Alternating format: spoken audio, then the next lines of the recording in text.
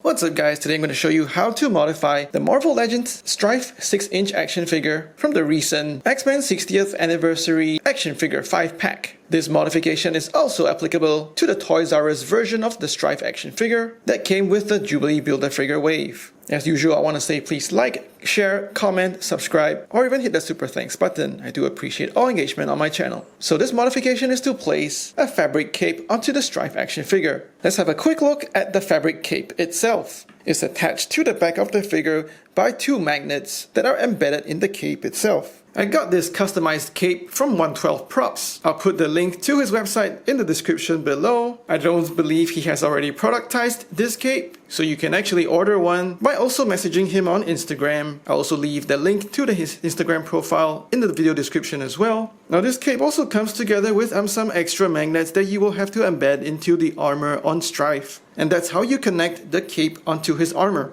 Now having a closer look at the cape itself, it's made from a durable bright red fabric. The color really pops against the armor of Stryfe and is also a good size and shape when compared to the original hard plastic cape.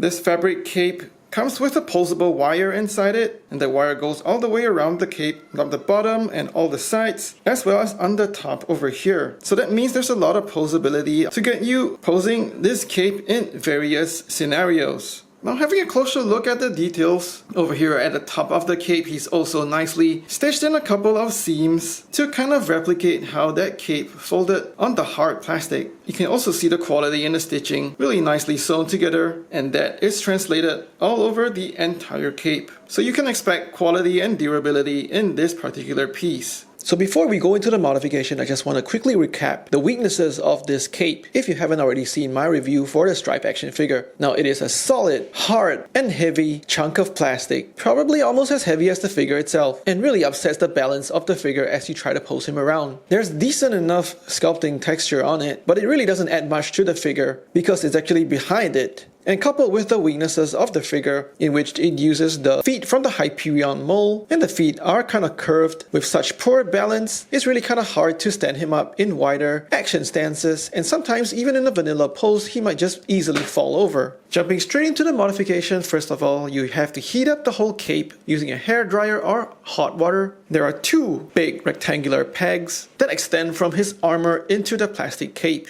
It takes quite a bit of effort in order to unpeg it, because there are notches sculpted into these pegs, so you really gotta use quite a bit of heat and also quite a bit of effort in prying and pulling it out. You might have some chunks of plastic also still stuck onto those pegs as well as in the cape itself, but just really use a lot of heat and patience and slowly pry it out, sometimes maybe using a prying tool like a flathead screwdriver. Now personally for me, the top of this shoulder armor was also glued on a little slanted on the torso, so I also decided to remove it so that I can glue it on straight later, and it's also easier for me to perform the modifications needed for the fabric cape. Now zooming into this shoulder armor piece and looking at the pegs, I've actually drawn out how much of the peg to remove, and you can do so using a hobby knife. Just make sure that you mark out how much of the plastic to remove across the entire peg, and do the same on the other side, making sure that there is enough thickness left in the plastic peg for you to embed the magnets in. And to my eye, that's about 2 or 3 millimeters over here. So next time we're going to use a hobby knife to slice off a large part of this peg, which I've already done off camera, so slicing off that much over here on the left side and also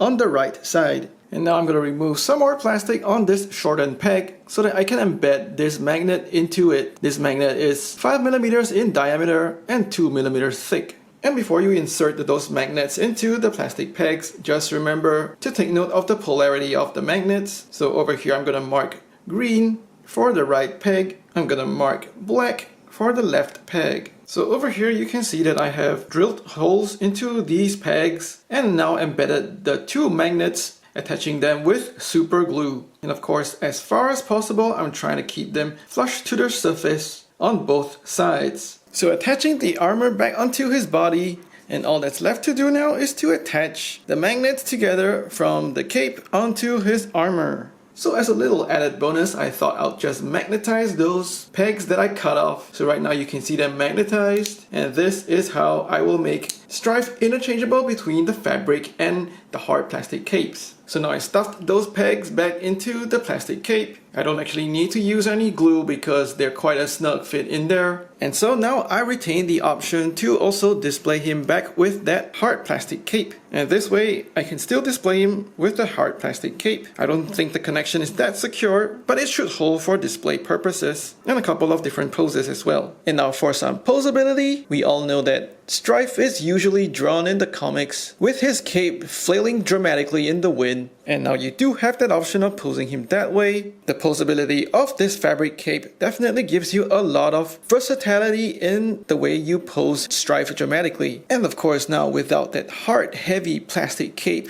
messing up the balance of the figure, you can actually get him into wider and more dynamic poses. He's stable when he stands, and his cape can also hold itself up, kind of flailing in the wind as he generates his powers. And finally over here I have him borrowing a silver weapon gripping hand from the Doctor Doom action figure. The Stryfe figure doesn't come with a weapon gripping hand, but he can borrow this one and fudge it from Doctor Doom in order to hold that golden sword that came with the exclusive Toys R Us release of Stryfe. So I'm really happy with how dynamic this poseable cape makes the action figure look. It also definitely improves the posability with regard to the balance of the action figure. So I hope you found this video useful. I got this cape customized from 112props.com, and you can check out the link in the description below and contact him on there or on Instagram. Please like and share this video. Let me know what you think in the comments below. Subscribe to my channel or even hit the super thanks button. Thanks for watching, take care and stay safe.